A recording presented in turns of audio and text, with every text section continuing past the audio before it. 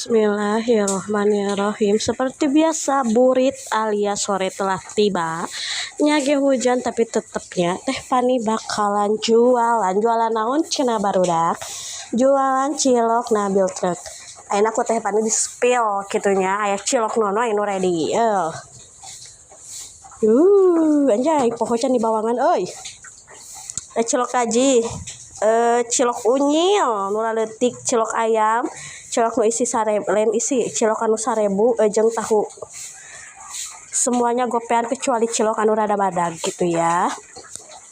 Teh Fani bakal di bejaan lokasina di mana? Lokasina aya di Tasikmalaya kadenya. Tasikmalaya di Jalan Paseh depan Taskul Paseh. Jadi buat kalian yang mau jajan cus buruan ku Teh Fani ditungguan. Hargana sabarahapan geus di bejaan tadilin ulah poho hargana gopean saja ya.